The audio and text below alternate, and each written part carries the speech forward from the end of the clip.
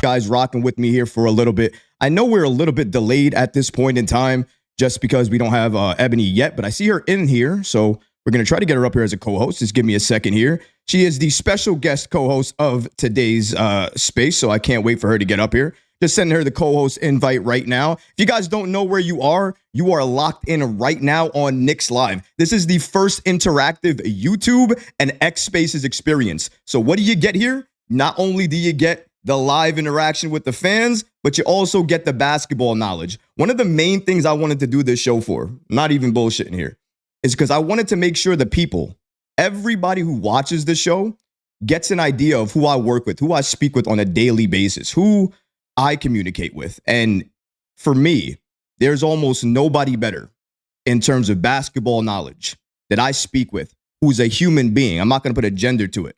Just a human being who I speak basketball with. You see her as well, too, with the Nick of Time show as well, too, with Jay Ellis. Shout out to my guy. You also see her with VSN. She does her thing with the pregame with Brutus, Smitty, and obviously herself having one of the best pregames ever. If you don't know about it, now you know. Please go over to X, follow her, and make sure you get onto the account because she is doing it big, as I'm saying it right now. My special co-host and somebody I truly respect, Queen Ebony. Ebony, how you doing? Welcome to the show. Welcome to Knicks Live. Really appreciate you being here. Thank you for having me. You know, I told you when I saw you at the event that I was looking forward to this, definitely, to get to talk ball, see what we come up with today.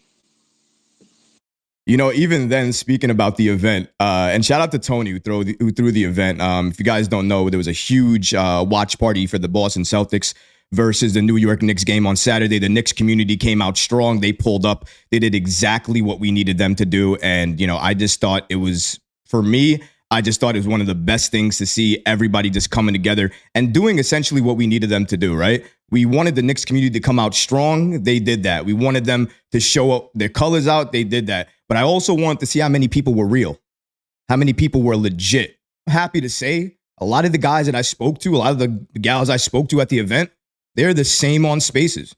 And I like that. I like people coming to this space and being themselves because at the end of the day, that's exactly what we needed to do. Appreciate the YouTube chat gang. I see you guys in here. Rocky, Upstate. I see you guys. We're going to get to that chat gang as well, too. Now, listen, we're going to get to so many different topics here today. We're going to be running for 2 hours. I do want to give some quick shout outs as well, too. Shout out to my guy, Deej, who was in the space as well, too. Does a great show called Nick at Night, although he's been having Nick Court at Night for the last few days. And I just got to say, man, entertainment has been 100% on lock. Some of the best things you'll ever listen to.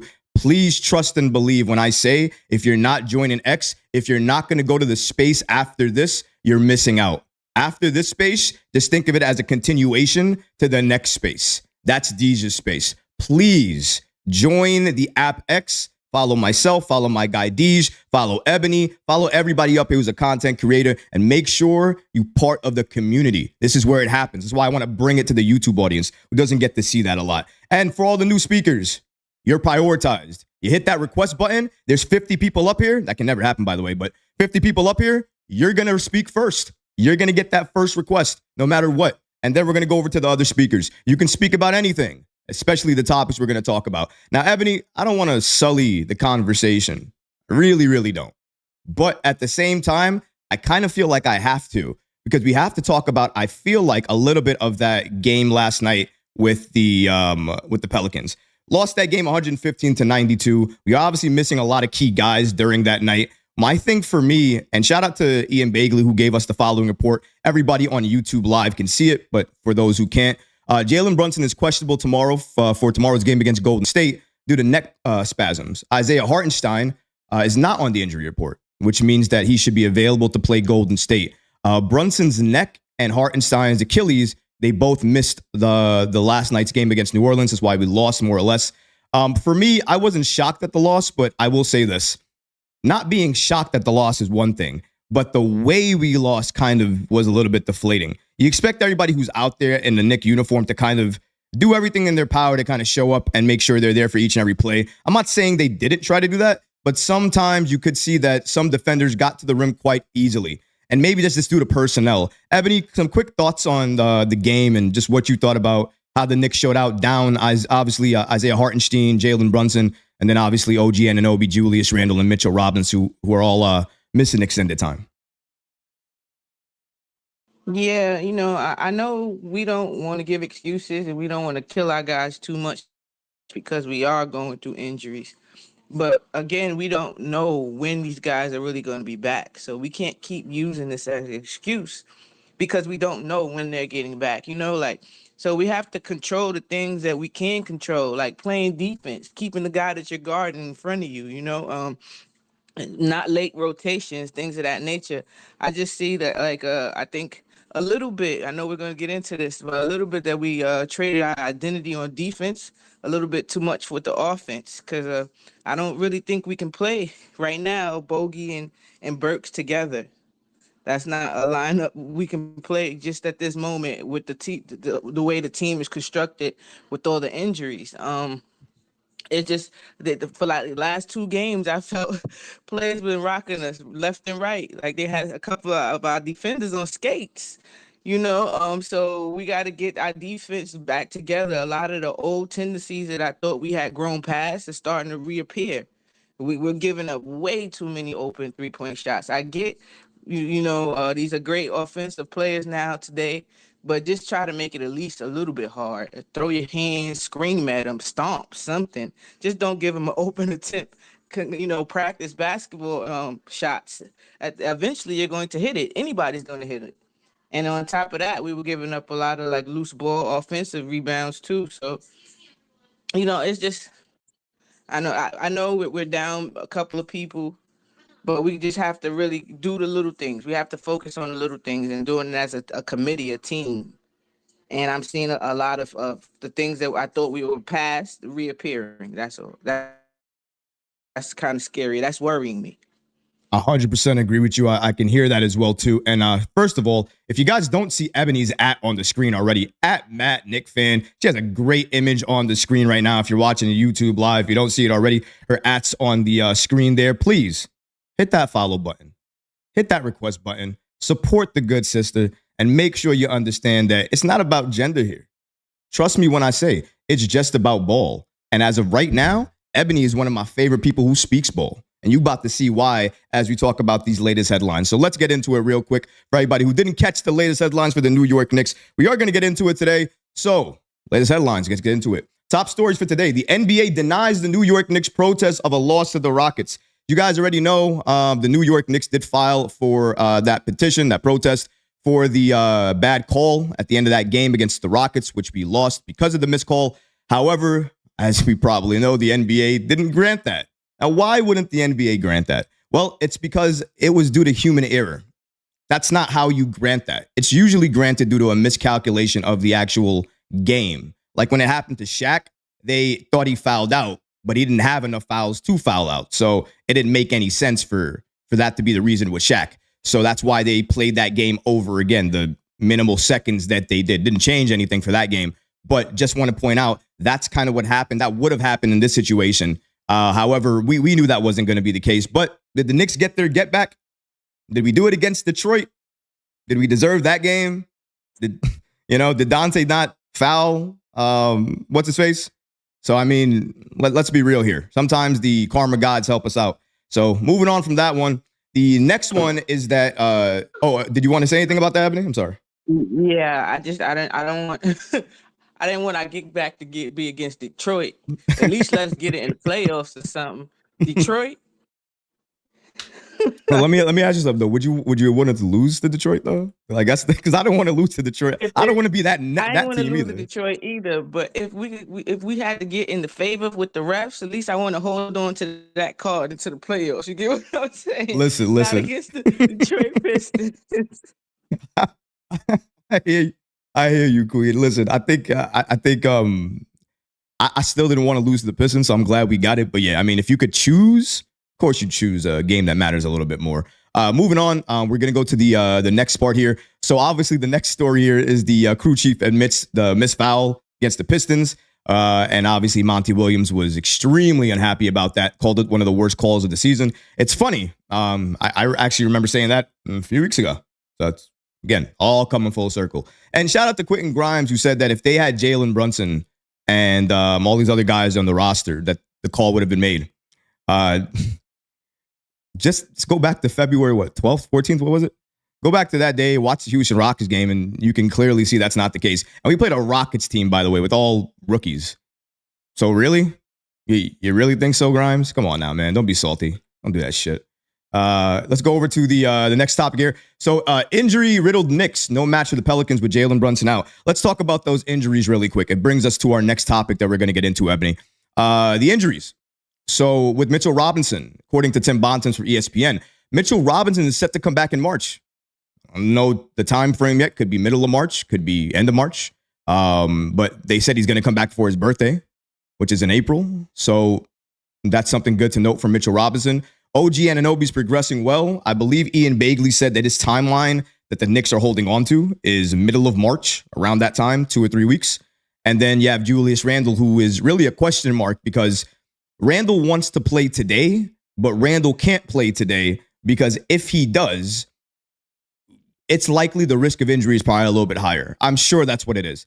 They want to make sure he's completely right before he comes on the floor. But the argument is, with that type of injury, could you really ever come back right? I mean, I think that's a fair question to ask. Ebony, your thoughts on the Julius Randle OG injuries before we move into the main topic of the space where everybody sees, which is going to be Mitchell Robinson and Isaiah Hartenstein.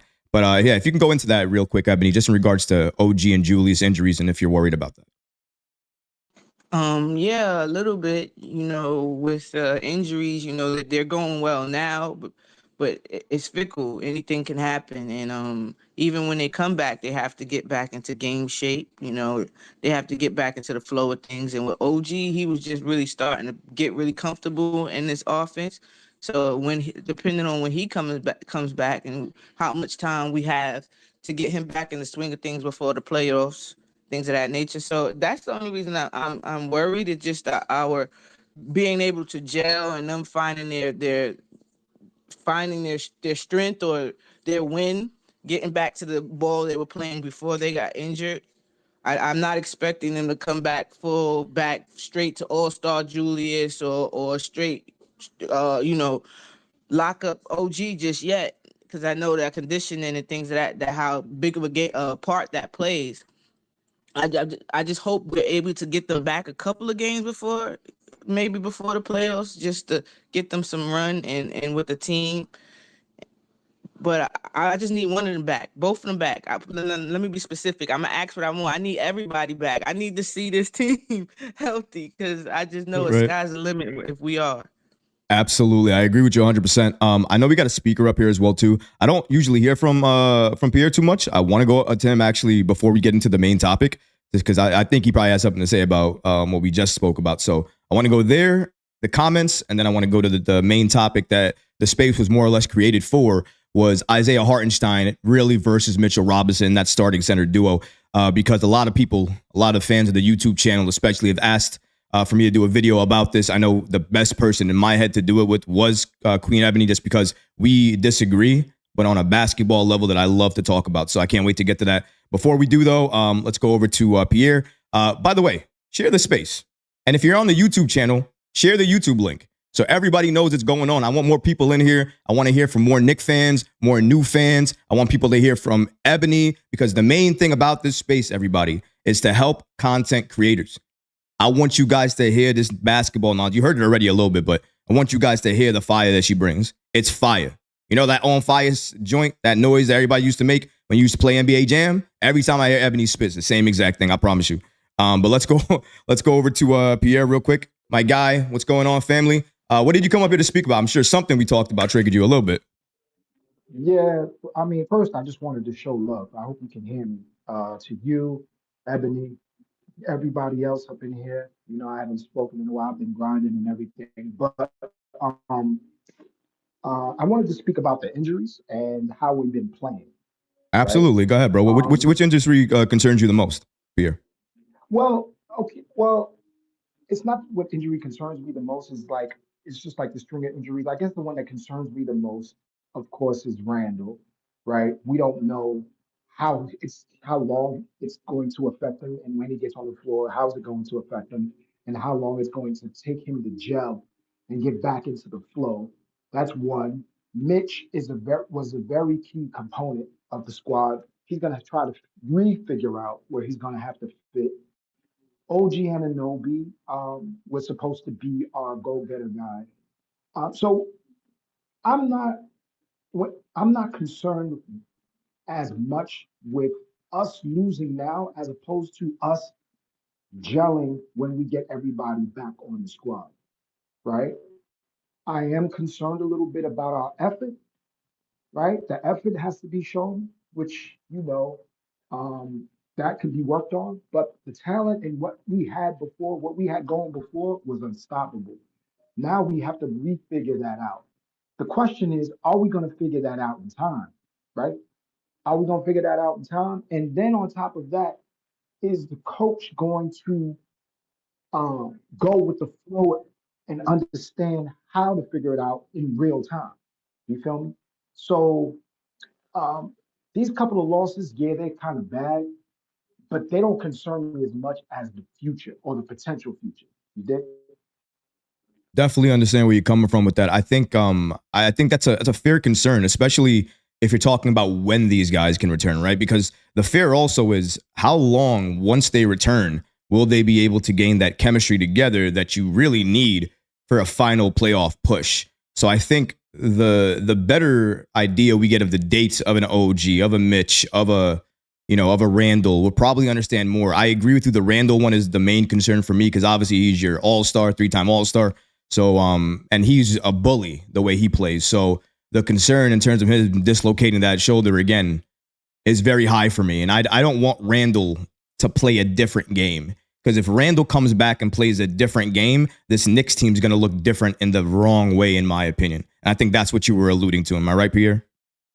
Absolutely. And the thing about it is he it took him a while to figure out his game that he had before he got injured, right? And then the psychological aspect of how he got past the him playing the way he was playing and adjusting. Now he has to readjust and still keep that same intensity while not trying to get injured, right? So there's going to be him trying to figure out a game plan to get to that level. And I don't want to see that type of shy, step back three from anywhere and just so you won't get hurt instead of that bully ball go down in the paint. I can take on anybody type mentality. You understand? So I need that. We need that, especially in the playoffs. I'm gonna go to my great co-host over here so she can bless the stage with her knowledge. Ebony, what are your thoughts about what he said about the Randle situation and obviously the main concern about potentially his game changing when he returns? Yeah, that's a legit concern. For this is the basketball we've wanted for Julius for a long time. Well, a lot of us, the straight bully, not playing with the ball. You know that you're better, stronger than others. How much banging can you do? I actually looked at one of the clips I had clipped from earlier when he did it. When I first noticed him do that move against Giannis, and he did it from he used his left shoulder.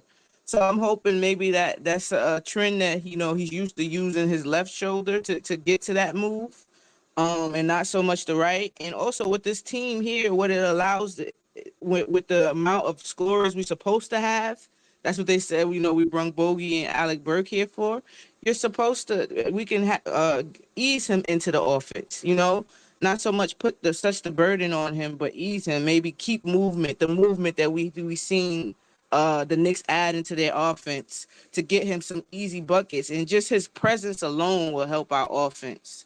You don't want to leave Julius, hurt or not, coming back off an injury or not. So just those little, I'm hoping that's the case, but I have concerns about that also. Do you just go back to jump shooting Julius? That is a question of mine also. I think that's kind of the way you get him back fast. Because I think the way to get him back to healthy is really to get the surgery. You don't consider surgery or as an option, and then other things as options if the injury is not bad enough, right? Because if they could just pop it back, they would have just popped it back, no harm or foul. The fact that they're looking at other options is because it's Julius Randle. We know it's because of Julius. Last year with the ankle surgery, a lot of people told him to get the surgery before he even went to the playoffs. They didn't get it because he wanted to be available for his team. And he played through it, looked like crap. Everybody killed him for it, got the surgery, looked good at the beginning of the season. And if you follow the surgery that he needs to have, if he gets it in the offseason, it's supposed to bring him back by the fall. So it'd be the same thing that happened this previous year with the ankle, only this time with the shoulder. And it's likely he's going to do that because he always talks about longevity with his career. If that's the case, you're going to want to get these surgeries because if you don't and you let that type of injury build up, it could do more harm later on. So you want to make sure that you're able to correct that right away. But shout out to you, Pierre. Appreciate you. And shout out to the chat gang that's going off right now on YouTube. Let me just get some of those comments real quick. And then we're going to go to the comments in the chat. So shout out to Coach. He says, talk about injury prone for Mitchell Robinson. First time getting started minutes, and he lasted a month and a half. I think he's talking about, that's probably not Mitch. I think that's probably OG Anunoby, I think he's talking about. I hope that's injury prone is not for OG because I really, that would hurt my soul a little bit, Coach. Nick Yak says, Ebony McBride, 8 assists, block Zion, lockdown defense, a few minutes from an excellent game. The good thing about that, Nick Yak, and we're going to talk about McBride actually because he plays perfectly into the Alec Burks situation I want to touch on today. Because I think that's something that some people are talking about, but they're floating around that situation. I don't want to float around it anymore. So we're going to get to the rest of those comments in a second. I want to go to the Spaces comments. We got D Black, my guy. Shout out to him. He says, I think the issue with Julius is that we don't really know the full extent of the injury. If surgery is on the table, I think it's more just a dislocation. Absolutely. I agree with him. If it was anything else, you don't have surgery as an option and consider other options if it's not serious. They couldn't pop it back into place. Serious. We knew that. So I definitely agree with you over there. Yankee fan Neil, shout out to you. Queen, I appreciate you for coming. She says hello and blessings to the host, co-host, and all. Appreciate you. Thank you so much for showing up. Blessings to you and your family. Thank you for the support. Beat the Press says bad habits when playoff time is coming is crazy. Definitely. That's why you want to make sure you have the team available for enough games. You don't want to have that issue with chemistry. And that's my concern. That's why we're going to get into this next topic, which is a topic we should have got into a while ago. And it's really Hartenstein or Robinson to start. And this is a question that's really got a lot of people triggered. Not only my fans on YouTube, but obviously the people who follow me on Twitter, all the Knicks fans, and especially who watch the game, love the game like I do. It's a little concerning at times when you think about Robinson potentially coming back, depending who the type of fan you are. And then you think to yourself, well, if Mitch comes back, what happens with the Hartenstein, his minutes and his impact? Does it go down? Now, I think if I'm not mistaken, I remember a time when Mitch was playing, Hartenstein was coming off of the bench, and we were having discussions about the Knicks having the best defensive big man duo in the league. So why wouldn't that happen again? Why wouldn't that be the case again? Why wouldn't we have that same conversation again? I think we sometimes misunderstand things. Just because Hartenstein is good doesn't mean Mitchell Robinson's not good. We fall in love with Hartenstein and it's the defense. The offense. He allows the offense to flow a lot better. He has more of a bag than Mitchell Robinson does, and I get that. Mitch has really no offensive bag besides putback dunks, right? But his defense, I would say it clears Hartenstein in terms of being better. Not saying Hartenstein's a garbage. He's very, very good. But that's saying something if Mitchell Robinson is way better. We have to acknowledge that. I feel like we don't. Queen E, I know this is a topic you wanted to talk about for a while, so please, if you will. Yeah, I had said in the beginning of the paying Rudy Gobert $30 million for one Rudy. You get what I'm saying? We get $15 million to Mitch, $15 million to, or in that, I don't know, I'm not the cap guru, but in that field, and then now you have two type of people that play the Gobert like, not on that, and for two of them for one. I think that's a deal. I don't like when people put one person down to big the other person player up. I can't stand that. That's a pet peeve of mine. If your guy is so good, you don't need the next person to make your case. And that's the case. I like iHeart. I really do. It was just the attack of my guy. You had me looking at some people sideways. Because Mitch was. People have very short memories. Mitch was in the defensive player of the year category. They were talking about him in that aspect. So to say that it's not a big drop off, I know iHeart doing it, but that's not the same. He's not in that conversation. You understand? And just what people don't get with Mitch is that he has to, when you're taking so much abuse, injuries happen. As you can see with iHeart, his usage went up, and what happened? He's dealing with some injuries right now. That's what happens when you banging your body constantly. You erasing people mistakes.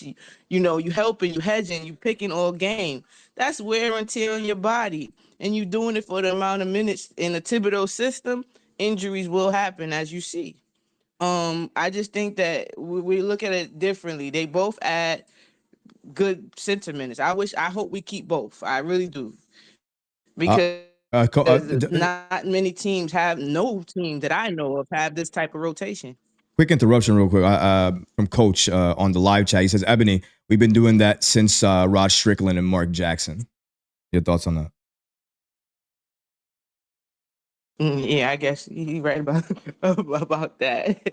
Not picking and choosing instead of embracing both. I Right. guess, yeah. Yeah, exactly. But as long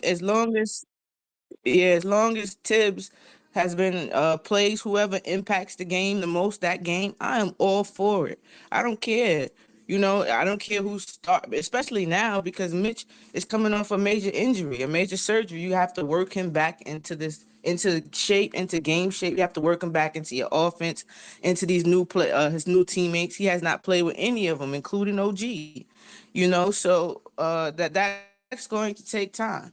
And playing against the bench unit might be the best thing to help him get back into it. And as long as we're playing whoever that, I don't care who that is. If Brunson is having a terrible game and McBride is having a better one, sometimes you just got to go with the hot hand. That's how I am. I ain't gonna hold you. So if whoever's impacting the game is playing, I'm cool with that. So for you, it's based off a matchup, then, right? Yeah, definitely. That's how I feel about the whole situation as well too. I think it's about matchup. I think if you're Coach Thibodeau, you have to make an adjustment depending on who you're facing. Like I'm facing the Cavs, I'm playing Mitchell Robinson because I saw what he did last night. He dominates them. But if I'm playing the Sixers, if I'm playing the Boston Celtics, I might want a little bit more diversity from my center. So I'll play Hartenstein in that situation. And I don't think it's a problem depending on what happens. I already said it. There are some teams in the NBA that the Knicks must play a double big lineup against. They have to. Because if they don't, they're going to get taken advantage of. The Minnesota Timberwolves will take advantage of them. The Boston Celtics will take advantage of them to an extent. The 76ers, when fully healthy, will take advantage of them. The height factor and being able to pull Mitchell Robinson out of the paint needs to stop. The Knicks need to find a way to keep Mitch in the area he's most effective, the paint. The only way to do that is to put another big that can defend on another player. Now, maybe we don't have that issue anymore because maybe Precious has become that player. Maybe that's now the situation. I don't know. It's possible. Go ahead, Ebony. I definitely I can see where you coming with that. I just think I will. People always say about Mitch that the offense and he's shown that he doesn't have da da da da. But you don't, again, this people grow as players, and our team is not the same. Our spacing looks totally different. So you see how Precious is getting those little scoop things in space, and although that helps Mitch. Mitch moves. He moves on both ends. He runs the floor in transition. That's another thing we're doing more now. We're trying to get back and break, even though we're still technically we're one of the slowest paced teams. We're pushing in transition more than I can remember in recent time. So I just think that it'll be good instead of comparing, like pitting, trying to pit the players against. Just look at how them being different together makes it better for us. Like we can throw so many different looks at teams, and that's why I'm so confident in this team. When we're healthy, no matter what style basketball you want to play, we should be able to match up pretty well.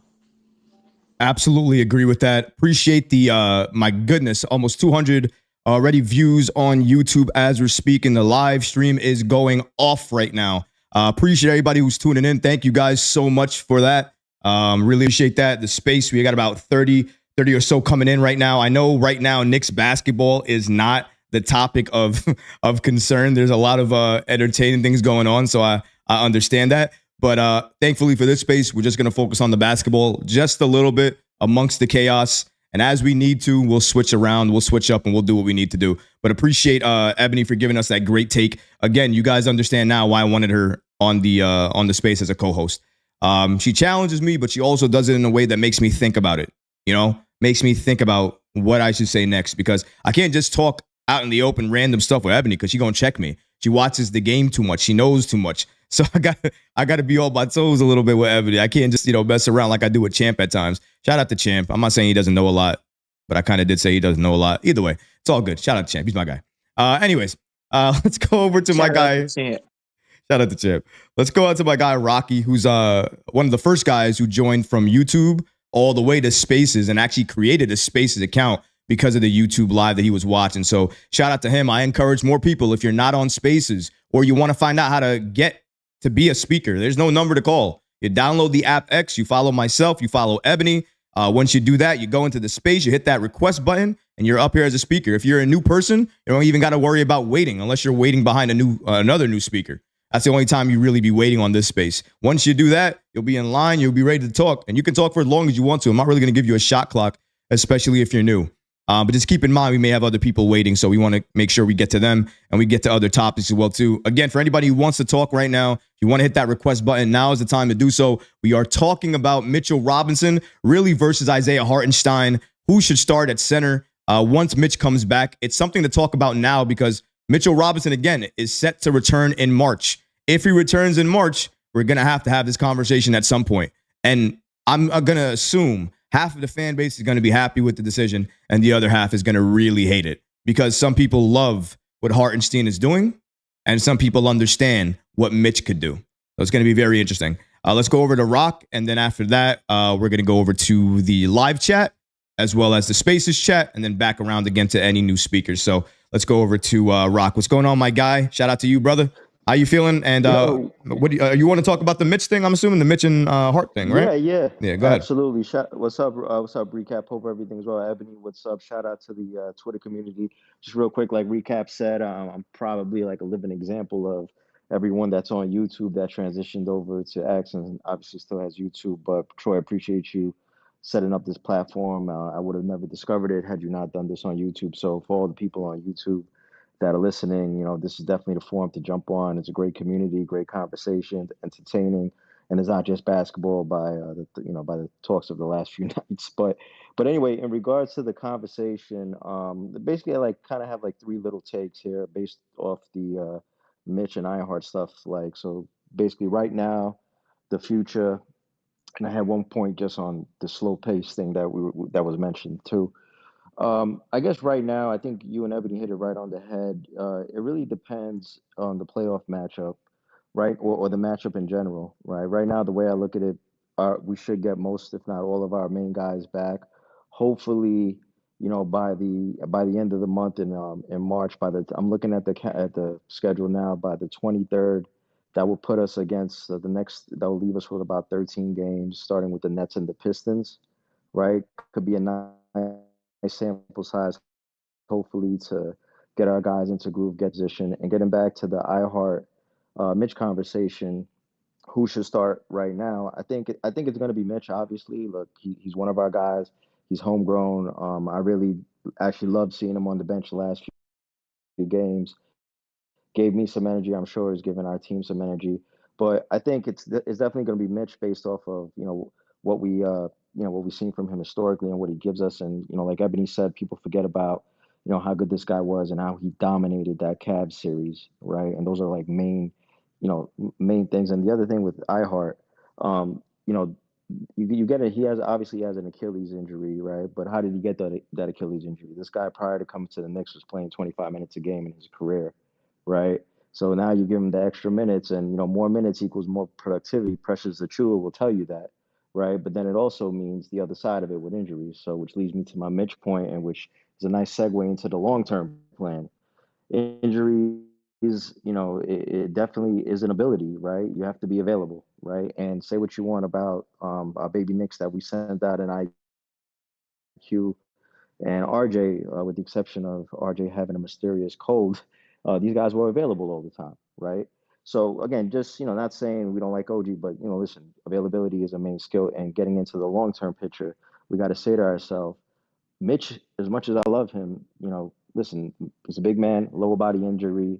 He's been injury prone, right, in his career, right? And we got to ask ourselves too, even when you compare him to Ihart's putting on some, thread on those tires too. Is he breaking down? Is the Achilles being kind of stretched out because he is playing for a contract, right? So he's trying to maximize his deal because I believe what we could pay him, he's outplaying that anyway. So if you also think about like the signing trade options and things like that, like again, just if this is more from a future perspective. But at the end of the day, I think when you just look at the two players one for one, I always kind of look at this team now and look at Ihart kind of fitting that Joakim Noah role in the Bulls, right? Being that high post passer, that there's more fluidity to the offense with that. But then when you look at both players' skill sets, you have to ask yourself which one is more replaceable in the open market. Is it Ihart or is it Mitch? Mitch, for everything that's good about him, defensive player of the year, everything that he does well, he gets injured a lot. Yeah, you have to be on the court, right? But he does have a manageable contract. So how does that fit into our long-term plans when Julius is up for a new contract, when Brunson's going to be able for the bag? We still have to pay OG. Precious is playing out of his mind, right? So all things that, we got to think about. Then there's going to be people, especially, being part of the Twitter community, being part of the YouTube community, um, they'll come up with these advanced stats and they'll say iHeart is, just as good as Mitch. But then you have people like us that actually watch the game, right? We've seen iHeart and OG on the floor together, but we haven't seen Mitch and we haven't seen OG on the floor together. And I think as Knicks fans, especially the diehards, we're waiting for that moment, right? So, at the end of the day, one quick thing too, and again, I know I'm kind of going back and forth, but when Mitch went out, iHeart came in and the phrase was, "Hey, the Knicks didn't miss a beat," right? So those are just the thing. I'm not saying Mitch is replaceable, but those things don't kind of come along like that without reason, right? And then also in the off season, we have to really say to ourselves, it, is any other team in the NBA paying centers the way we're going to play centers? I know Thibodeau is a center whisperer, so if he could be that for iHeart, why can't he be that with another player, right? If we can't afford iHeart anymore. The other big part is free throws, right? I mean, I know it's a big part of the game, but come playoff time, it's things that we gotta talk about, right? I think offensively, we all agree that, and from a passing perspective, iHeart's the better player, but from a defensive perspective, Mitch is. I mean, you look at Tyson Chandler with the Mavericks. Look at the last few champions, with the exception of Jokic and some of these super teams. They had rim protectors, right? And he's probably right there with Tyson Chandler as one of the best rim protectors that, although he didn't win a championship over the last few years, that have won a championship. So I guess at the end of the day, my last point, and we mentioned pace and recap. I watched your video on pace. Earlier today. And here's my thing on pace. I feel in the playoffs, and that's more of a regular season stat, right? To play with pace, right? I think in the playoffs where the game naturally slows down, like I think everybody kind of slows down. But then also when you look at last, you want to be last in anything, right? But somebody has to be last. But when you look at the bottom, like 8 teams that are in pace, you have the Nuggets on that list. I think they're like 1.2% away from the Knicks. You have right.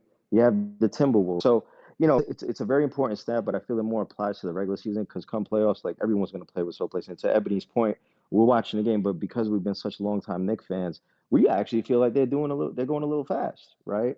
So with the iHeart Mitch thing, I think at the end of the day, I think immediately right now, I think this is Mitch's job.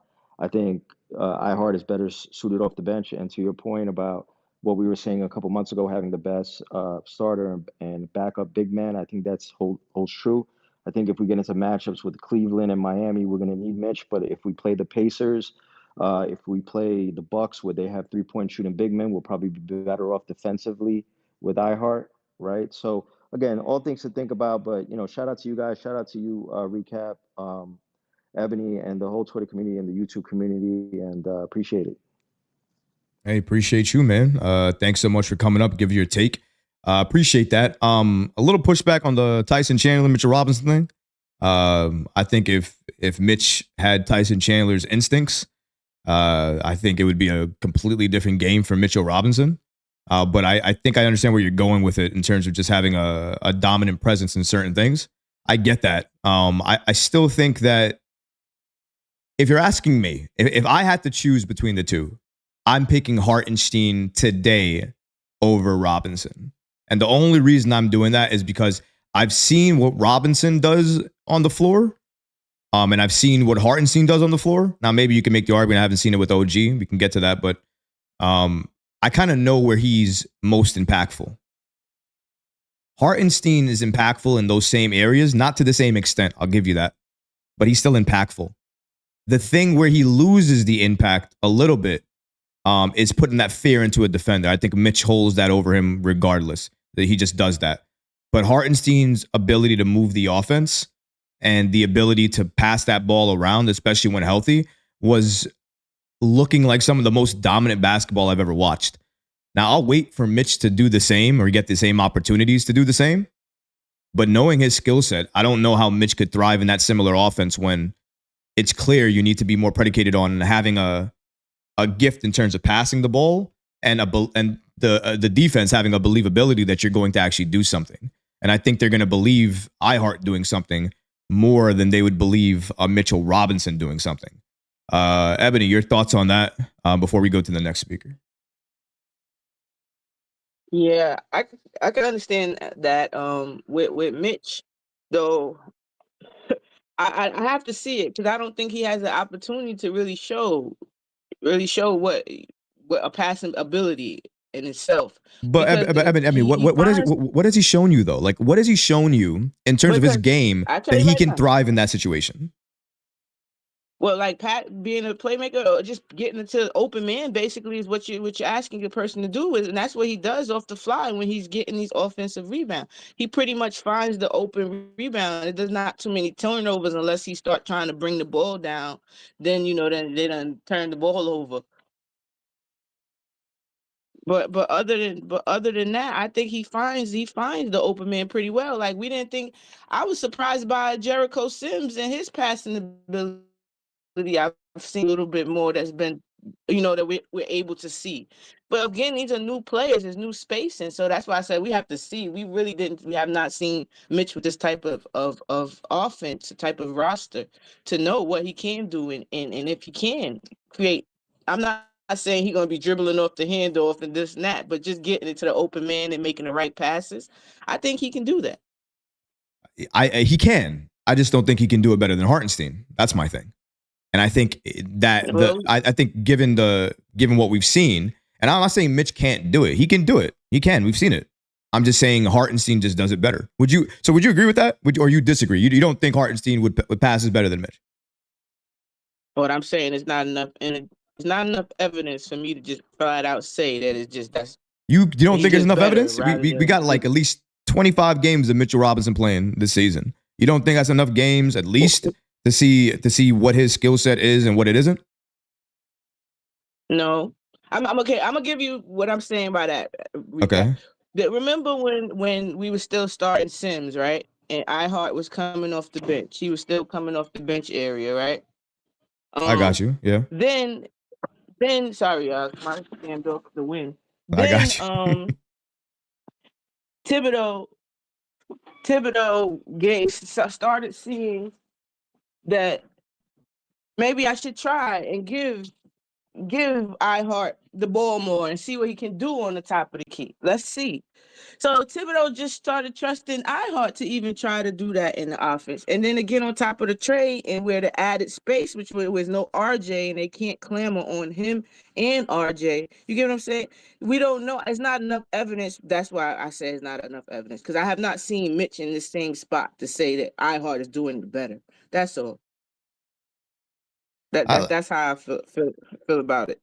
I can understand that. I hear you especially because you got new pieces, right? And because of the new pieces, the team is different, right? So the team we had in the beginning of the season when Mitch was playing is a different team that we have now. So it's hard for you to judge it. I think that's where you're going with it. I can understand that too. Exactly. That's Because right, I know the pieces are a little different, but the game doesn't change. That's my whole thing. I get you're right. The pieces are the same. You are 100% right. They're different. You're 100% right. But his game has never been to find the open 3-point shooter. And even when he does, it's because he gets the offensive rebound, and if he's not getting a putback because there's no defenders there, he's likely going to pass it to Jalen. Sometimes he just passes it to the point guard. Hart will pass it to really anybody he thinks has the best shot. There's a difference there. I've seen it anyways. I've noticed it. And I want Mitch back, by the way. I have no problem with Mitch coming back. I think it makes us deeper. It makes us better. And it's up to Tom Thibodeau to use them in a way that's effective for us to win. So I don't think it's a starting thing for me. I have no problem with whoever starts because I think minutes-wise, Tom Thibodeau, they're probably going to play the same amount of minutes regardless of who starts and who doesn't. So I don't really worry about that too much. But there's a lot of people that are worried about the chemistry of the starting unit being affected if you put Mitch over Hart. I agree with you. I think for that, to be worried about that now is a little foolish, in my opinion. Because you have to wait and see it. And I think if we see it bad, I think Tom Thibodeau wouldn't hesitate to change it. It might take a little time to change it. I'll give you that. But I think he will change it eventually at the end of the day. I just think it's all about who's going to help the Knicks win. So it's a good conversation to have. I know we have on BS up here, but we have some comments as well too. So let's go to the comments real quick. And then I'm going to go to on BS. If anybody else wants to request, now's the time to do it. Hit that request button right now so you can get up here and speak with me and the Queen. So 1 second. All right. We got a lot more comments. All right. So we got Jen. She says, why do I pronounce Hartenstein like that? You know why? Because I've heard it pronounced 15 different ways, Jen. It's Hartenstein, Hartenstein, Hartenstein. Like, you know what? I'm just going to call him iHeart from now on. How about that? iHeart. There you go. iHeart. We're good. iHeart. Thank you, Jen. Appreciate you. Appreciate your follow as well, too, and your support. I haven't seen you much on Knicks Twitter, but I know you're a little bit newer. Appreciate you, though, for always showing love and support. Boom, boom, boom says number 1 seed early. Damn. All right. He thinks we being number 1. All right. Shout out to you. Knicks Loyalty says Mitch is no threat on offense. He's not a playmaker and has demonstrated zero offensive prowess from a passing perspective or threat to turn the corner and go to the cup off a fake. Ebony, I kind of was saying the same thing. So I'm pretty sure that's more directed toward you. Any thoughts on that comment, particularly regarding Mitchell Robinson's game and the fact that this particular fan believes that he's demonstrated zero offensive prowess? That I don't know. I done seen my man Mitch cross up Derek White, and they talking about he's supposed to be an all-star. I don't know. That's what I'm saying. Is it the system? Is it the system? Like, that's what I'm saying. Sometimes you just what you're doing in the system and what your job, and you're doing your job. And again, it's also about your personnel. The personnel has changed. I'm gonna keep mentioning it because it plays a big part. The spacing on this team, the personnel the spacing that this personnel can make is huge for somebody in a lob attempt. So when the defense is scrambling, trying to get to these 3-point shooters, who's under the basket a lot for easy buckets lately? It's been Precious, right? That's what happens. You leave somebody in that dunker spot with the shooters this way. Defenses don't want to move and think. If you move the ball, the accidents happen, and we'll find that the ball finds who it's supposed to find.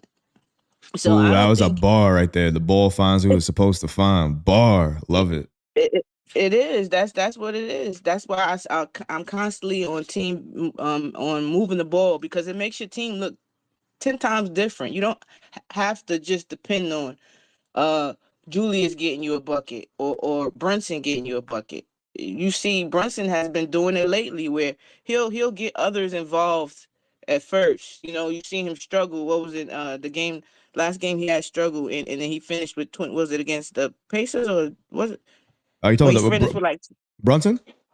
Yeah, he had struggled the first half and came on strong the second half. It was the last game, the game before last he played. It wasn't but it actually was he also struggled against Detroit really as well too. Yeah. Honestly, so it might have been Detroit. It might have been Detroit, but he's averaging double digit assists right now because Right. everybody can shoot on our team. And we have better emergency exits, which puts pressure on and helps the people like Brunson and not Brunson, Jericho and Precious and Mitch, the people where you have iHeart, where you have to give them the ball. That spacing will help them. You see, iHeart is able to get his little floater. You see, Precious is able to finish strong. And imagine that being Mitch, with the finishing strong part or the lob option. That looks different. We're gonna be okay. I'm telling you, Mitch is gonna be okay on that offense. I really hope you're right. We need it. We need the offense, but I understand people's concern, at least some people's concern. So we're going to go over to on BS, and then the next topic we're going to go into is Josh Hart. And then we're going to finish out the show with Alec Burks. So we're going to try to do this in 30-minute segments to try to get out the door at 10 o'clock, trying to make sure everybody's night goes fairly smoothly. No pun intended for anybody who caught that. And if you want to hit that request button, please go ahead and do that now. Hit that request button. Get up here. Speak Knicks with me and Queen E so we can get you that basketball knowledge that you need, get you the updates that you need as well, too. But without further ado, on BS, about to give us some information and address some things. And I can't wait to hear from him. So what's going on, Brody? How you feeling? And what do you want to address about the New York Knicks today? Peace and love to everyone. I hope everybody's doing good. I'm actually just listening to the Mitch and the iHeart stuff. I'm definitely with this. I'm with Mitch, like 100%. In the sense of Mitch starting over iHeart, you mean? yeah. I mean, if Mitch is 100% to start, yes. Now I preached everything as she said. You coming back from injury, from months of not playing, so you got to ease in all that, blah blah. But once my man is ready to start, let's start. Because again, we're ignoring the defensive side of the ball. Everybody's talking all this offense stuff. Oh, can he pass all that? Mitch changes so much more shots than iHeart. Mitch blocks way more shots than iHeart. So I'll take that. I'll take that on the defensive end, especially in the playoffs. Especially in the playoffs, I'll take that over. You don't like whatever iHeart's defense since Mitch has been out? You didn't like iHeart's defense? I love it. No, I love it. I love it. But to me, as you said, like Mitch is a defender. This is his forte. Yeah, that's his lane. Right. So, I mean, to me, it's like I'll give iHeart his forte, his lane is boom, giving the pass, no look, all this, giving a little Jimmy sometimes. I need a push shot, let's say. But to me, the defensive end, like there's another end of the ball. Mitch stops shots. He changes shots. And I would take that, a lot over, especially in like when you talk about when the pace is slow and all that. I'm going to take that in the playoffs. Ben, let me ask you something, Ben. Over offensive things. Let me ask you something real quick, brother. You bring up a good point, and I love when people come up here and they talk and they get my brain thinking. It makes me think about different things in a different way. With Mitchell Robinson, is it easier to game plan for Mitch than it would be for iHeart? Because in my opinion, I think it's easier to game plan for Mitch, and it's likely easier to stop Mitch. I keep going back to the Miami series, and Miami didn't really have any type of big personnel per se. Bam is the main stopper there, but they took Mitch out of the paint. And because they took him a little bit out of the paint where his reach was, he wasn't as impactful. He was a dud in that series. So just going back to you, do you think it's easier to plan for a Mitchell Robinson-led team that starts versus an iHeart-led team that starts? Well, again, I'm always going to be on the Mitchell Robinson-led team. Okay. Because of that problem that you just said, Leon Rose did what he had to do. Now Precious can come into that spot. He won't do that with Precious. You stick Precious in after, because to me, I'm talking like he's got to start. Mitch is starting to me is when I'm talking about this equation. Now, again, to win the game, let's talking about if it's end of the game, this is when we look, as Ebony was talking about, as you were talking about before, it's matchups. This is where matchups, whoever's playing, whoever's doing what they have to do, okay, let's go in and let's win. But to me, the force, what you want to go at them with, I think that's Mitch. Mitch has to be the number 5 there to come in and do it, impose your will. And then, as you see how the game goes, boom, the game goes.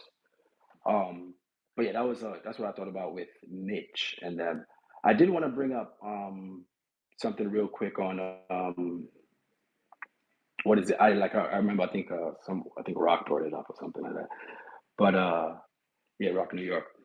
I don't want to see. I mean, I'm the Knicks fan. I don't want to see Indiana or Miami in the first round.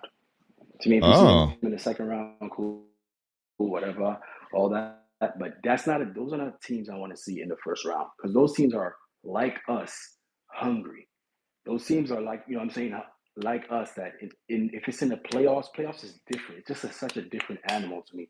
And to me, I'm almost shocked at how some people don't even realize the difference when we talking this regular season playoff stuff. But I digress.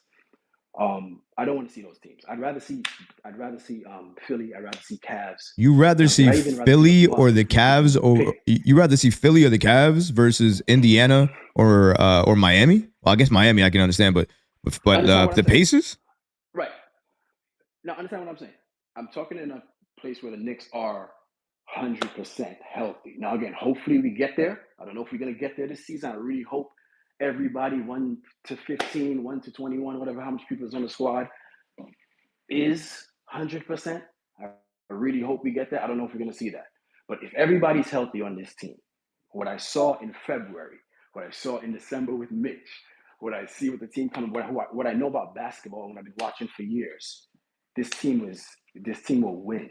They were like that. That guy that you just said is like, the Knicks are number one, first seed, blah, blah. I'm not gonna even say first seed, but like, to me, this team can win the finals if we really put it on. Because I mean, I'm a big believer in Jalen Brunson also. And that's now again, we really need Julius back too. But I'm just trying to say in the playoffs, it's about like to me, will and like teams that are hungry. And that's how teams get shocked. Like to me, be careful if Boston sees one of these teams, Boston sees Miami, Boston sees Indiana, watch out. Watch out to me. But again, I digress. People are gonna think, I'm not an ESPN watcher, is what I'm saying. I'm just saying I've been watching ball a long time, and the '99 Knicks pretty much is what I guess on my mind a lot. I was on the. I'm gonna land my plane right now. '94, you know what I'm saying? Knicks were beasts of the East, but '99 Knicks, we were 8th seed and we were freaking running through. We came through. Miami, number 1 seed, ran through them. Next one, Atlanta, swept them motherfuckers. Then Indiana took care of them motherfuckers. Not Indiana. Was it Indiana? Yeah, Indiana took care of them niggas in 6 games. So to me, I was a little younger than '94 when I'm watching it, whatever. But in '99, it was like, yo, this is the Knicks I know, and this is the Knicks I love. So I see that with this team. God bless everybody. Hope everybody good, and yeah, go Mitch, go Knicks, and all that good stuff. Right. Appreciate you. All right, Queen. I think we got some people that kind of was on my side a little bit, and I think that one was definitely for you, more or less. It was kind of echoing exactly what you were saying, more or less. Even though we kind of was speaking to the same tune. Again, there's nothing wrong. We're not trying to say that anything's wrong. Like Ebony probably loves IR. I love Mitch too. I mean, it's not to say one of those players are bad at anything. It's just talking about situation. I hate to say the word because Tom Thibodeau's abused it in the wrong way, but situational is kind of real, depending on who you play. I just wish Tom Thibodeau operated that way. But if you know Tom Thibodeau, he doesn't do that. He's going to go with who he favors and who he thinks is going to give him the best chance to win and the type of center that he likes. And if we know who that is, I mean, I'd bet a lot of money that Mitchell Robinson starts again. He's Tom Thibodeau's center. He's the center type of guy that Tom Thibodeau loves. He's the exact, I would say, almost too perfect, actually, in terms of the exact type of center that Tom Thibodeau wants. Somebody who's going to get you all the rebounds that you can need, clean up the glass, put back dunks. When he catches the ball occasionally, if you can't, do something offensively, he'll pass it to your point guard or whatever the case may be to try to get you another possession. So it's exactly, look at all the centers he always had. They play a similar game. Though he got blessed with Joakim in terms of the passing, but he plays a similar game. Ebony, any thoughts on that before we go to mentality? Yeah, I think Mitch is definitely a Tibbs type of player. He just had to get his mentality together. You see the growth in him. I'm super proud of his growth. We were last in blocks. Well, almost dead last in blocks while he was there, but we were top 5 of defense. That's because he really believes that saying, you don't have to what was it? I think it's Bill Russell saying you don't have to block every shot. You just have to get the defense, the offense to think you will, and that's what he had down pack. He was playing very, very smart, disciplined basketball. Not getting in foul trouble as much as he was. Growth. And then we have iHeart where it just picked right back up, like, so to me, it's not a problem. This is not a problem. The problem to me, the question mark is like you mentioned, Tibbs. I always joke around that he can't. That Tibbs won't be invited to Rap City, the basement. He don't know how to freestyle. I always say that. But he's trying. I see he trying to freestyle. Just going on the fly and adjusting, not by your principles, but maybe what's just in front of you, the player that's in front of you. There's a Not concern. give. There's a concern with that adjustment, though, right? Because you're only doing the adjustment because he has to do the adjustment. He has no other choice. Once he's fully healthy, I don't know how many adjustments he's going to make with a fully healthy roster, because I think he's going to have his rotation set. That's the scary part. Yeah, that's pretty scary, and that's another like a segue into the next conversation, because Oof. if that's the case, then what will he do in that with the Burks and McBride situation. yes. And So that's go ahead. I'm hoping that he doesn't do that, because like just be willing to adjust, be willing to go another route, or go to your option B and C. The better Right. coaches, they're quick, fast, in a hurry. How many times I keep saying it, even in the playoffs, you'll be like, yo, who is this guy? Spoelstra in a minute will use a wild card if it'll give him an advantage. Somebody you don't have much tape with or whatever, you're not expecting, and then he throws him in there for a couple of minutes, gives him a quick spark or some or a couple points or still anything. Sometimes that's needed just to throw the other team off. I think a lot of people really think they have Thibodeau down pat. Like they know him. I always say he can be our NBA first team all defense, because sometimes he'll make the move before they will. Sometimes I will think I'm not gonna say, you know what, for this season it's been kind of hard to criticize Tibbs, if I'm being quite honest, because oftentimes he's actually made a right play, and I think he's listening to certain people as well too, doing certain different things. So I actually don't have that many negative things to say about Tibbs. The only thing I can say is obviously the playing of players, but then it goes back to, if you want to win and you're not playing certain players that are going to give you the best opportunity to win, then would other coaches do the same thing? We go into a whole different, stretch with that. But, we're not going to get into that right now. We got two other topics on the deck I want to talk about, which is Josh Hart, his impact coming back. Before we get to mentality, actually, we're going to go through that Josh Hart thing really quick, because it's not going to take too long, actually. Shout out to Rebecca Harlow, always giving us some great insight. And shout out to the New York basketball account on the app X. For everybody on YouTube, you guys are looking at the graphic right now. Per Rebecca Harlow, Josh Hart says about 2 months ago, he switched to a primarily plant-based diet, eliminating red meat and other fatty meats like bacon and sausage. Big difference. Feels lighter, recovery's better, and it's really working for him. And maybe that has something to do with his good play, because something's different with Josh Hart now. It's looked a little bit more consistent than I thought.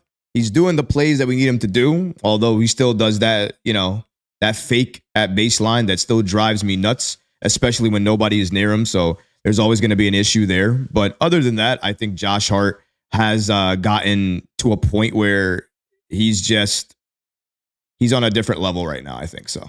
But let's go over to mentality and see what he has to say, not only about Josh Hart, but also about just another topic he may want to talk about with the Knicks. Mentality, Phil. What's going on, family? Shout out to you. Shout out to the spaces that you do.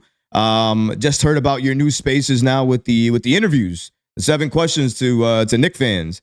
That's pretty dope, man. Shout out to you. Shout out to everything that you do like that. I know you try to do it during your lunch breaks and whatnot, even though you go past hours and whatnot. I don't know how you control that, but shout out to you, Phil. How you feeling today? And what are your thoughts about Josh Hart and potentially any other topic you have to talk about with the Knicks tonight? Oh, yeah.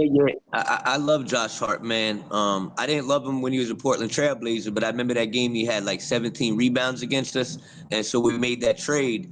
I just started remembering his Villanova days, you know, because I was obsessed with college basketball back then. And so I've always been a big fan of Josh Hart, but he won me over before he played his first game. When he played that clip from New York, you know, 100 guns, 100, I was like, yo, he's meant for Madison Square Garden. So I love Josh Hart. And with players like Brunson and Julius Randle, I focus on their box scores. But people like Josh Hart, I look at the energy, I look at the effort, I look at the way that he's able to play multiple positions in multiple different lineups for Thibs. When a player gets hurt, he could come in and start. Like, I look at a lot of different things with Josh Hart outside of the typical box score. But in regards to Mitchell Robinson and Isaiah Hartenstein, I've thought about this question for a long time. And just to answer your question, recap, you asked, you were like, you know, when Isaiah Hartenstein comes back, what's that going to do to, or when Mitch comes back, what's that going to do to iHeart's impact? Right. Believe it or not, but before Mitchell Robinson got injured, as a fan base, we already knew they were the #1 center duo within the entire NBA. So nothing's going to change when Mitch comes back. They're still going to be the best center duo in the NBA. Now, the reason why I'm leaning towards Mitchell Robinson as a starter for multiple reasons. Number one is Thibs has built this entire team around Julius Randle, his offensive ability at power forward, and then Mitchell Robinson as Thibs' defensive shot blocker, his anchor, his defensive MVP type of player. That's what Mitchell Robinson is. Now, the reason why I would start Mitchell Robinson is I love Isaiah Hartenstein's defense. I love his rim protection. I love his rebounding ability. I love his shot blocking ability, but it's not on the level of Mitchell Robinson when Mitchell Robinson is 100% healthy. I think we made the trade for OG with Mitchell Robinson in mind. Because in my opinion, OG Anunoby is already the best Knicks perimeter defender I've ever seen, and Mitchell Robinson's just a beast down low. So when you combine OG Anunoby on the wings and Mitchell Robinson down low, it's reminiscent to the defensive duo that scared the shit out of me as a Knicks fan in the 90s, and that was Scottie Pippen on the wing and Dennis Rodman just feasting all over the boards. So I think it could be very similar to that. Now, on offense, I know Isaiah Hartenstein has a better passing ability and whatnot, but on offense, we've got enough firepower on offense with Jalen at point guard, Brunson. You got DiVincenzo at shooting guard, who's coming into his own. You're going to have OG Anunoby at small forward, and then you're going to have Julius Randle at power forward. So that's a lot of offensive firepower. Now, the reason why I'm going Mitchell Robinson is if you look at the backup unit is what's going to really need that offense, that second unit. It's not going to need that defense. It's going to need that offense because the second unit will have guys like Deuce McBride at point guard.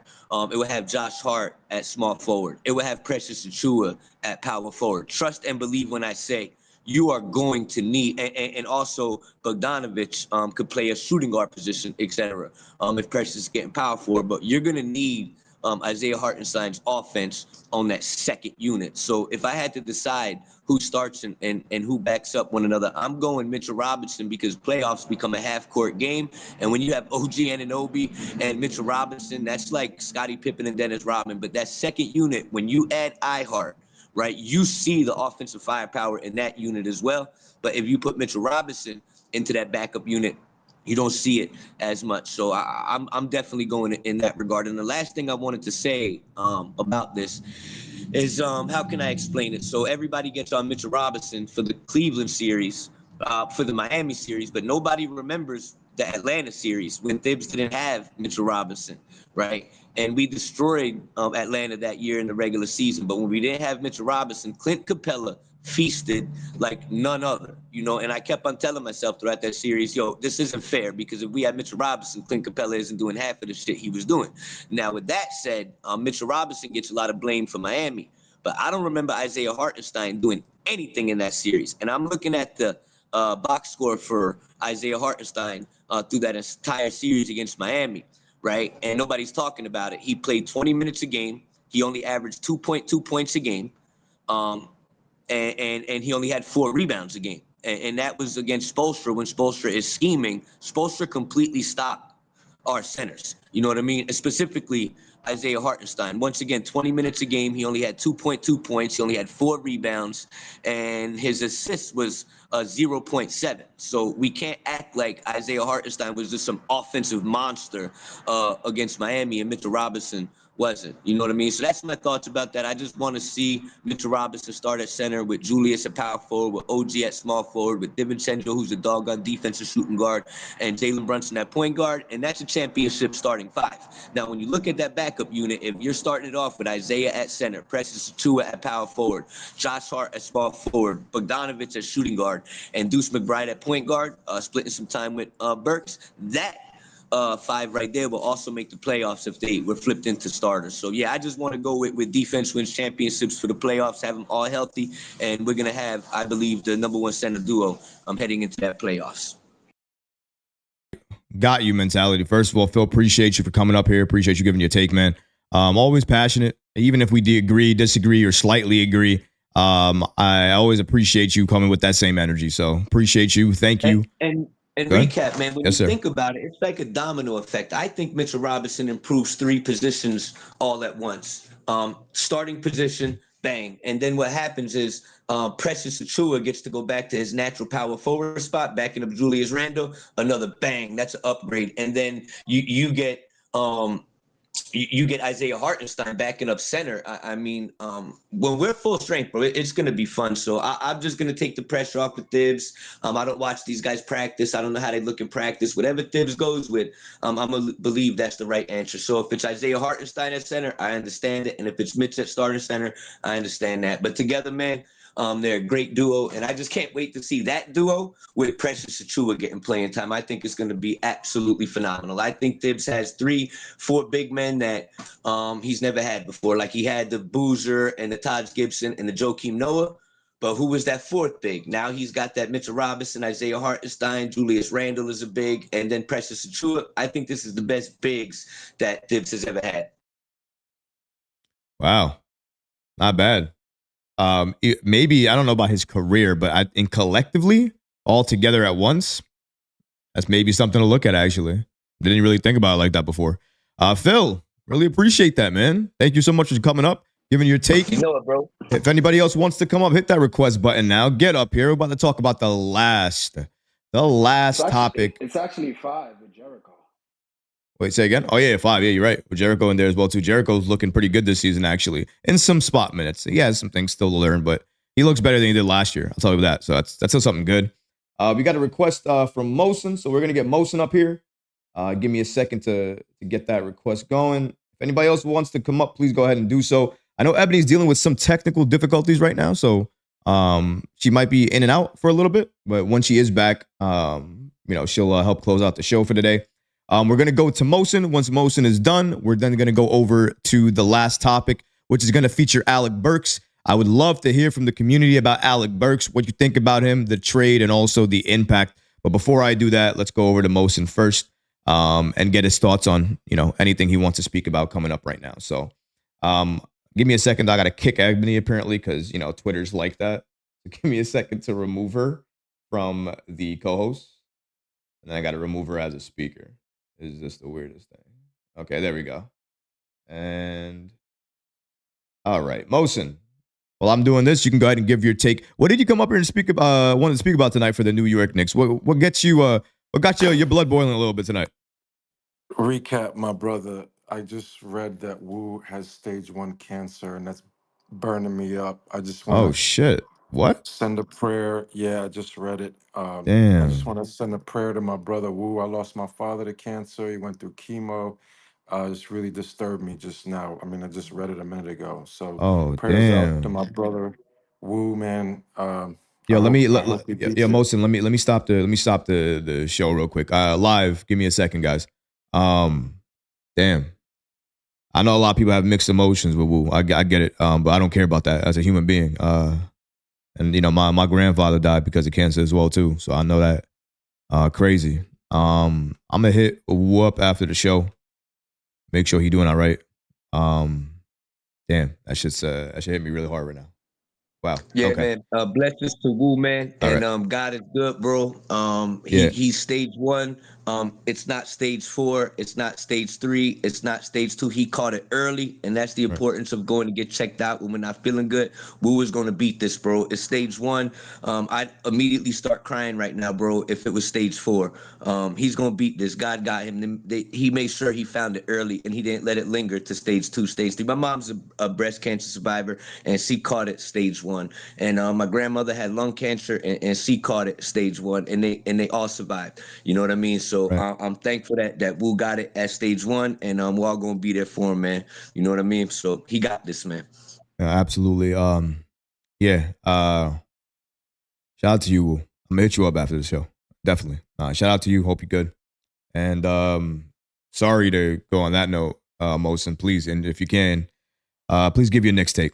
Really appreciate Thanks, that. brother. I didn't want to bring you guys down. I wanted to Nah, I share because I appreciate the wrote that. update. That's Yeah, something important to share. Appreciate you. Go ahead, man. support's important. I don't know if you guys seen. I posted in the nest there, whatever we call it, the chat.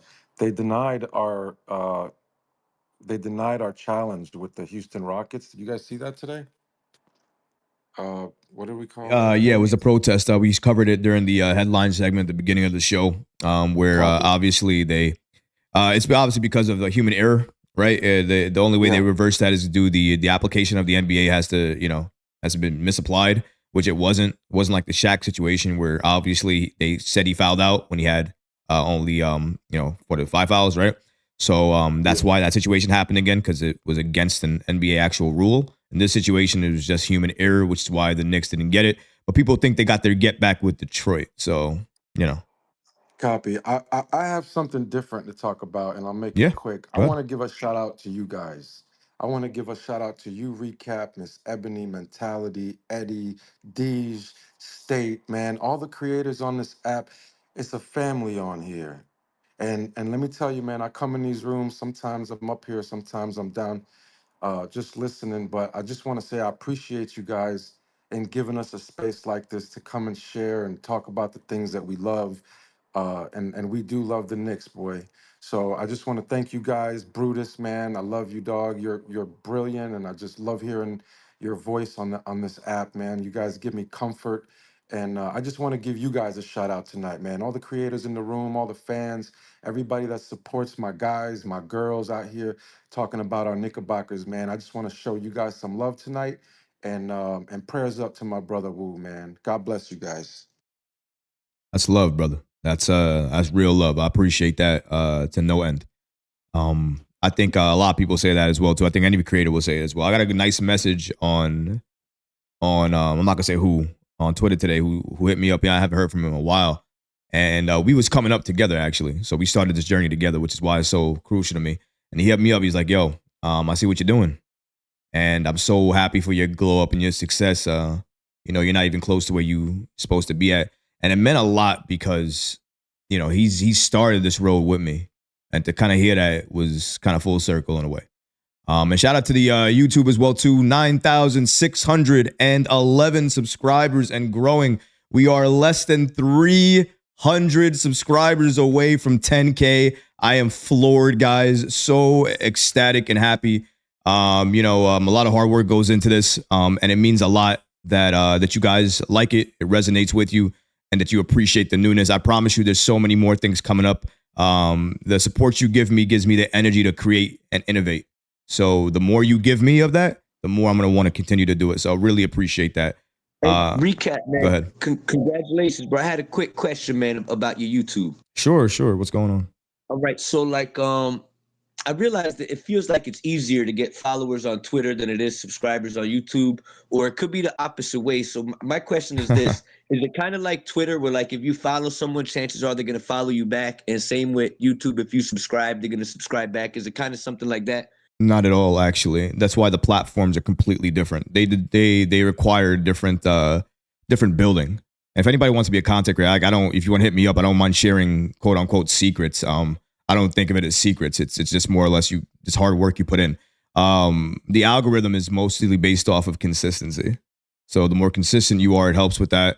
but it's also based off of 100 other things, you know, based off of time, based off of audience, based off of topic. You have to be able to understand it, be able to read your data, and be able to correlate it to, you know, certain things like certain times, certain topics, peaks in terms of your audience. There's a certain things like that goes on, but all of that can be done with a free Google class, honestly. If Really you're, quick recap. yeah, go Really ahead. quick too. I just want to share this because I managed Woe Vicky for the past 5.5 years. I managed Lil Scrappy for 2 years. Shout The out to you, social brother. game, I'm a vet. I'm a vet with it. Yeah. And I just want to share this with you. It might help you. But if you look at Printful, I don't know if you guys do the merch thing or not, but Yeah, got that Printful, going. Yeah. okay, it promotes the merch while your viewer is watching YouTube. So it'll Yeah. pop up. Okay, I just want to share that with you. Yeah, it's on my. I got a spread shop connected to the YouTube right now. So if you go on any video, even on this one right now, I believe if you're on the live, you'll see products on the side of the newest releases that we got. You know, the OG Anunoby release, the new Knicks Recap star logo that we just came out, the alternate 2024 version, Knicks Tape 2024 version. All those things are out there right now, so you can see them on the chat. Discounts are going on as well too. Actually, forgot to mention that. So stupid. Discounts are going on right now for a lot of the pieces, especially the hoodies, which I know a lot of people were really waiting for. A lot of them are back in stock, especially the Dante Cooking one. People were asking about that one. That's back in stock now. So a lot of these things are here. So if you want to get your merch, definitely go to the Knicks Recap spread shop. It's either on the YouTube channel, you can go to the shop channel, part of YouTube, or you can just go to the spread shop, which is on my channel as well too. Either way, just go over there, get your merch if you haven't already. I'm going to be giving out some merch soon, some giveaways very, very soon. I also want to do something a little bit different in terms of the giveaways. I don't want to reveal too much. I'll get to that a little bit later. I want to go back to some of the speakers that we got up here. So I believe the next speaker that we got, unless Ebony, you have anything to say before we go to the next speaker? No, we can let the next speaker go. Appreciate you. So we're going to go to Carl, and then after Carl, we're going to go into the final topic that we got here, which is Alec Burks. Carl, what's going on, family? What's good, man? Hope everybody's good, man. Actually, I'm going to talk about the Alec Burke thing, but I want to say, Marcin, yo, you made me, I couldn't sleep. I was laughing, so I hope he get that bike back. But out of all love, I He hope... sold it. He sold it, bro. The bike is gone, bro. He sold it. Wait. No. Now we got to stop the whole thing. Now we got to stop. Stop it. Stop, Carl. Stop, Carl. You got to stop. You caused this. Now I'm stopping my entire live. Apologize to the 400 some odd people who was viewing the live. I got to stop it real quick because the live caller, Carl, had to say something real quick. I got to acknowledge it now. Your bike is what? Your bike is gone? My bicycle, I ride my bike a lot, recap, and I went to LA Fitness like I do to do my workout, and I chained it up at the bike rack. I come outside, and the bike is gone, right? So I'm like, all right, I'll chalk it up as an L to karma. But then I woke up the next day, and he posted my shit on Facebook, and he's selling it. So I hit his DM. I had a couple of friends hit him on the Facebook, and fuck, man, he sold it today. I saw that he sold it, so it is what it is. It was only like Wait, so it's gone. So you don't got the bike no more. Your bike is gone, Yeah, he stole it and then sold it on Facebook the next morning. and you can't get that shit back or nothing. You done. It's over with, brother. It's a wrap. All I hear is Uncle Raw. All I hear is Uncle Raw talk Man. about get your bike back. Yo, Raw is. I can hear Raw in my head already. Get your bike, man. I can't say it like Raw would, you know, because you know he crazy. I'm not Raw. I can't do it like him. But you know what I'm saying though. You get what I'm trying to say. He's gonna go ape shit right now. If he don't know about the news, as soon as I know it's gonna make his way to the group chat at some point. Whatever group chat he's in, it's gonna make his way to the group chat. Once that happens and it hits, it's gonna be, I don't know what the hell's gonna happen. Oh my God, 10 o'clock, DJ's space. Holy shit! Please go to that space again. Let me promote that again. DJ's space starts at 10 o'clock. Okay, it's not about this bike shit, but I'm sure it's gonna come up. But please go to that space because I'm sure there's new topics to talk about now. Mosin, I'm sorry your bike got stolen, but I will tell you one thing, bro. If you saw the artwork that was on the timeline about the situation before, it is about to get. I'm thinking at least 4 or 5 graphics are already in the works, if not more.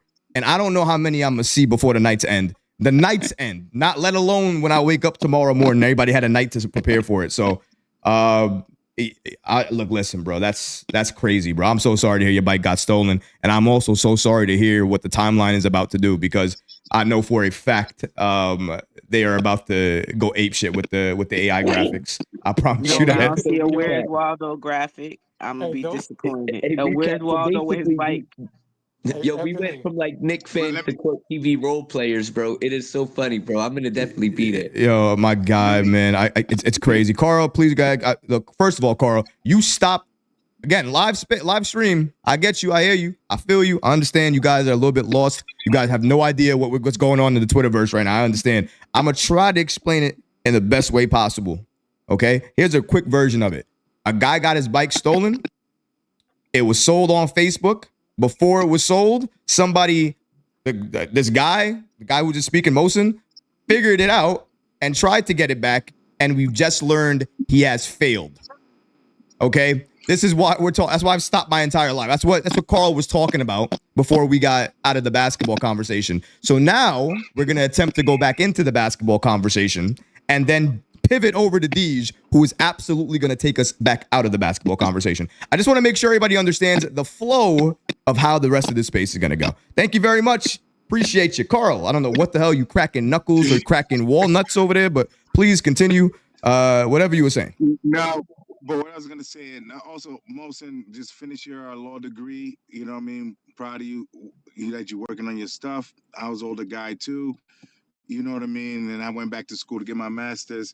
You know what I mean? But I wish you best of luck. I know we was trolling before about the bike, but it is what it is. But the Alex Burke thing, I'm gonna give you guys a little bit inside information. That's all I wanted to do, and then you know what I mean. And I get off. Alex Burke, I have a friend of mine, a very close friend of mine, that up in Connecticut, in Greenwich, that his daughter went to school with. He's having issues right now getting her into that school. And she was excited to come back to New York to go back to that school with all her friends and everything. I don't know if that's affecting him. I don't know if it's affecting his shot, but you just never, I'm just saying, you just never know what kind of context or what kind of stuff, the moving back and forth and stuff like that, what's really bothering him. So when you mention Alex Burks, I'm kind of giving him a little bit of a pass because I know, like, a very close friend of mine is a teacher of his daughter. And who knows, because he can't get her in mid school at the same school that she wants to go in. Who knows if that's something that's affecting things. Other than that, I love you guys. I love every time you guys have a space. All y'all nothing but love and respect, man. I'm gonna sit here and listen. Peace. Appreciate you, Carl. Thank you for throwing that rock and then going away. Appreciate you, bro. And that was helpful. We got somebody in the chat who made me laugh because when Carl was talking, somebody not in the YouTube live said, "Was the bike a Knicks bike?" Okay, me. I died. I should have you on the floor, bro. Should have you on the floor. Oh God. You missed that night. Don't start it again. Don't start Oh it. man, I didn't start it. You started it, and then the chat, my YouTube chat, has now picked it up, and now they are talking about the bike. Nobody talking about the Knicks no more. Look, hold up. This could be another breaking news show for you. Insiders say we know who took the bike. These are comments, Carl. These are comments. I couldn't stop thinking about the They bike. done moved When the Monster came in today. investigation to YouTube. They done Yo, moved the man. investigation to YouTube. Oh Yo, my God, that we bike got was platforms that bike looking was into supposed this to shit now. Oh Lord. hold up, real quick. That bike was supposed to take Smooth off the stand. Like nobody knows how crazy that bike was. That that bike was supposed to take Smooth off the stand. Oh my. All right. You know what? Before I want to get into Burks. I really, really do. But I know I'm ready for the pivot. So without further ado, one of the hosts of a Nick and Night show, dubbed also Knicks at Court show. My guy Deej. What's going on, Deej? I heard he might be. I heard Deej might be under the RICO Act. Deej, that true? Chicago Bull, yo. Wait, Chicago Bull. what? Nah, he passed his interview. Deej is good, bro. Okay. All right, I had to make sure. He What's up, valid. Deej? What's up, Hey, Deej? Queen. Yo, hey, recap. Hey, listen, I'm comfortable in my skin. I posted, first and foremost, I posted the picture because I heard people was in their feelings. Shout out to Naima. Shout out. And that was on a date night and on Spike Lee Do the Right Thing block party. So Oh I'm man. good. However, it has been presented. Shout out to you, Recap. Shout out to YouTube. But this is for the Twitterverse. There's a lot of RICO going on. I'm not gonna hold you. There's a lot of RICO charges. We have to relook. We have to. I've added more people to the jury. The jury has already been decided.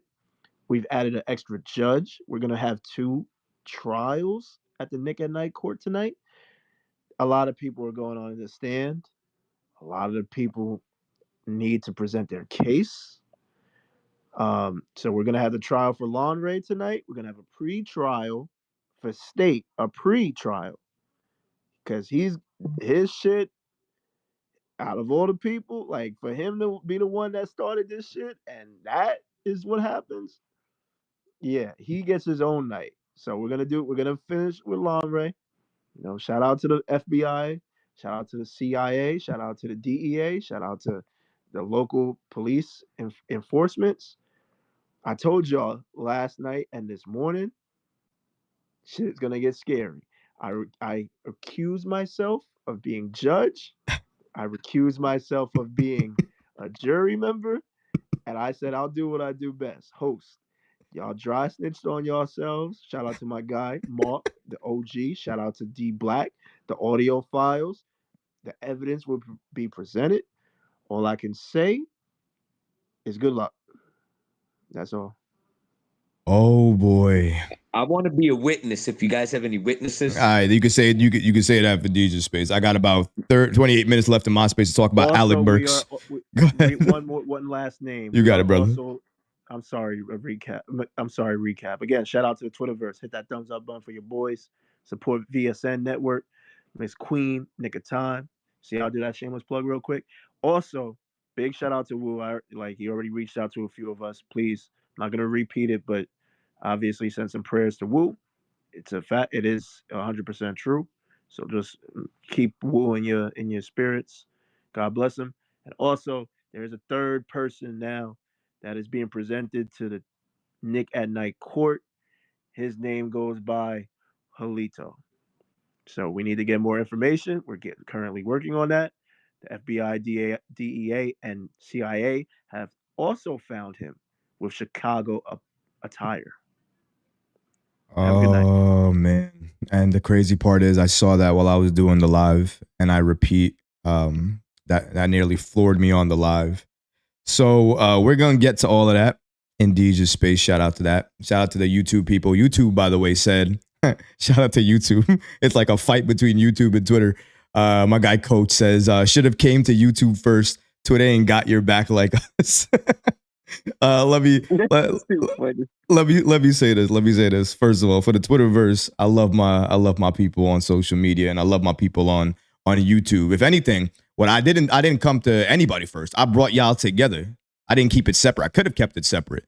I could have just left it alone. But you know what? This is part of what I go through on a daily basis. And you guys watch for a lot of that, plus the Knicks news. You get a combination of both now. Now you see what I deal with on a daily basis. This is my life on a daily basis with these guys, my brothers. But I appreciate them like no other. And if you're not following them already, please do yourself a favor. It's free. Support is always free. It's always been free. Subscribing to the channel is free. Following back is free. All of those things are very, very much free. So if you want to do any of them, nobody's going to force you, obviously. But if you want to do any of them, just know it's free to do any of those things. Appreciate you guys. Last topic of tonight. Ah, man. Ebony, we got to talk about him. Alec Burks. Now, is he the odd man out? Before we get to the actual topic of is he the odd man out, let's go up to what we're talking about here with the McBride, right? And with the Burks. So right now, with Burks, the numbers for Burks are certainly disappointing, especially when you look at his efficiency. So far, shooting 32% from the field and 35% from three-point range. Let me give you that one again. 32% from the field and 35% from three-point range. The inefficiency from Burks is the area that is hurting the Knicks the most, especially because they haven't been using Miles McBride off the bench as much. Oh. And that's kind of where I'm at with it. They haven't been using McBride, And because they haven't been using McBride, it's gotten me a little concerned because Burks has looked bad. And they didn't offset that by playing McBride more. If anything, they just played Burks the same amount. Now, you might say, well, Troy, give him some time and, he'll get there. I'll give him some time. No problem. I also want to point out that with the Pistons, Burks was shooting over 40% from three-point range and was a real weapon from the outside. We've not seen that Burks yet. And until we do, the Knicks will always be kind of one step behind. We needed that other bench piece, right? Bojan is great, but Burks still needs to be a corner guy. He needs to be able to knock down that shot. He also needs to learn when to pass. He hasn't really looked right, and I still think the Detroit thing has poisoned him a little bit. Playing for such a poor franchise like Detroit, I feel like if you play for a franchise like that, you're going to learn bad habits. He's learned bad habits, and he hasn't fixed them yet. Now, maybe it takes some time. How long are we going to give him, though? How long are you going to give him? Because for me, go ahead. No, and please answer it. Because how long are you going to give him? Because I don't know how long I want to give him anymore, Eb. I really don't. I'm not going to lie. My grace running low. It's running low. Right? It's running low.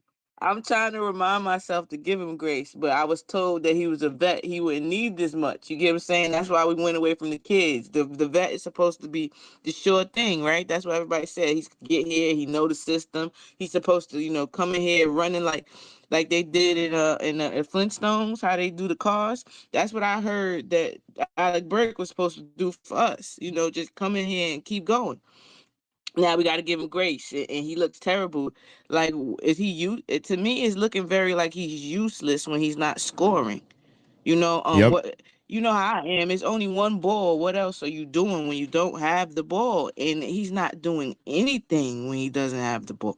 Just totally useless. Shot selection crazy. I told y'all he made the shot selection that reminded me instantly of that clip, Patrick Ewing, when he was a coach in Georgetown, and he was like, "Do you practice that shot?" Nah,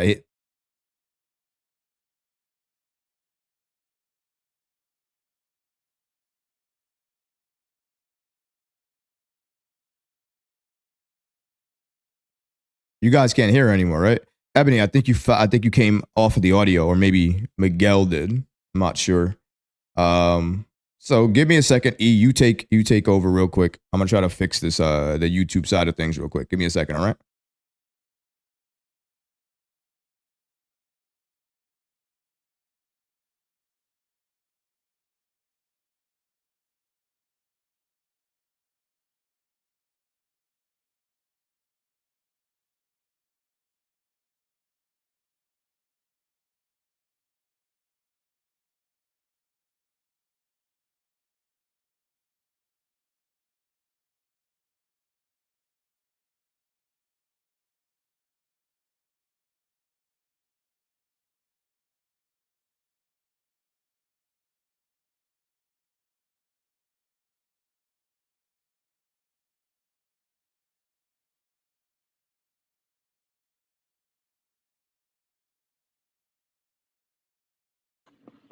McBride's growth it would be a mistake. And I don't think Tibbs is going. I don't think he's going to do it this time, because you see, McBride is still playing less, but Burks is not playing as many minutes either lately. So I'm hoping he learns his lesson, and the fact that Tibbs is working for extension himself, it will help him make the right decisions. Because it is really. I'm like, I've seen this before. I've seen this movie before. Um, I'm a little over it, especially because I really didn't want to get rid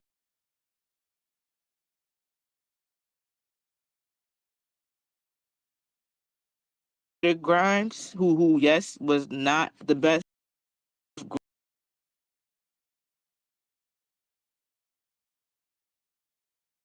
in a sense. McBride and Grimes in that second lineup, and you replace them with a lot of offense with who struggle on defense. Am So I yeah, am I am I good? I would prefer to see McBride in that spot. Am I good? Am I audible right now? He's definitely a lot more explosive, Ebony, and he definitely does a lot more when he's not holding the rock. So, uh, but I did listen to the interview that Deej played from Ian Begley the other night, and he seems to believe that in the next couple of weeks that Alec's going to pick it up.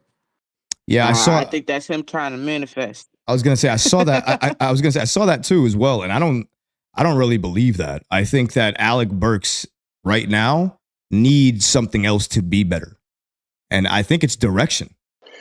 He needs direction. He does. Yeah, It seems like and all he's doing is running up the ball recap. up the Hold on. court. You know, good. Yeah. I think we should have just traded for Bogdanovich and find a way to keep Grimes because Yeah, Uh, put him back in Detroit mentality. Give him. yeah, yeah, No, put him back. Give me Grimes back.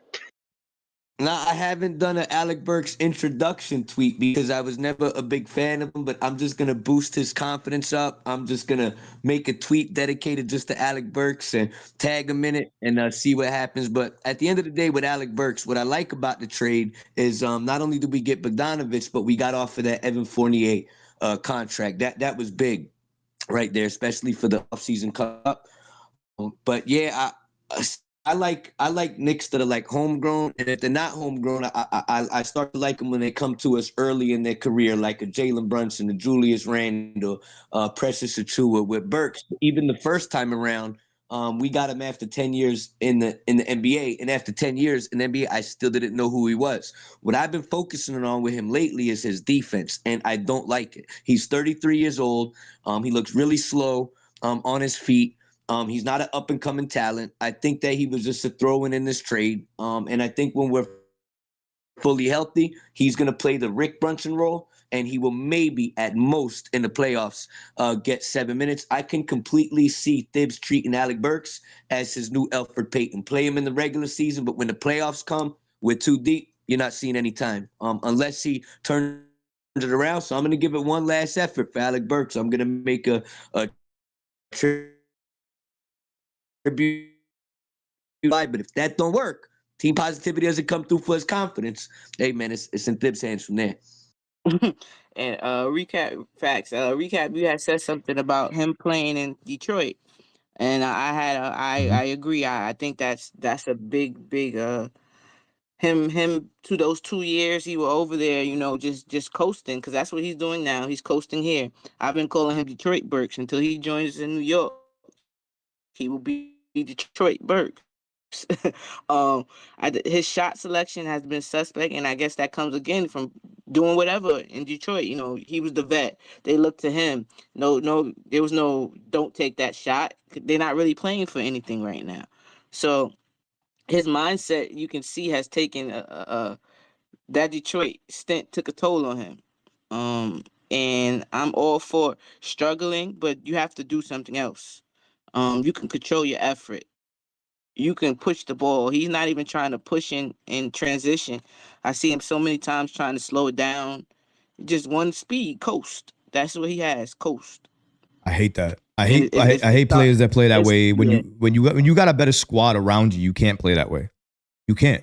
It don't make sense because you don't utilize what you got around you. Then you're not utilizing it, so you can't get better if you don't utilize the tools around you. If I give you all these tools and you say, "Nah, I'm good. I'm gonna do it myself," you're never gonna get further than where you are, ever. Exactly. He has one. It seems like he has one style of basketball, and that's kind of crazy. He has tunnel vision a lot of times too. Yeah, And he's he's not a sometimes he's good a rim finisher. only.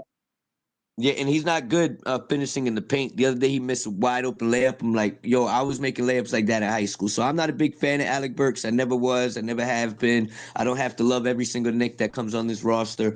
I'm not gonna shit on him and like make negative tweets about him, but I haven't been with impressed what I've seen because I think that his main job should have been to understand that we're in trouble right now as a team with injuries, and I have to be a role player. But when I see him step onto that basketball court, I see him trying to not be a role player and trying to get a spotlight like a Julius Randle or Jalen Brunson. He's not playing team basketball on both sides of the ball. A lot of people are just focused on his offense and his field goal percentage, but I'm watching his defense. It's not a lack of effort.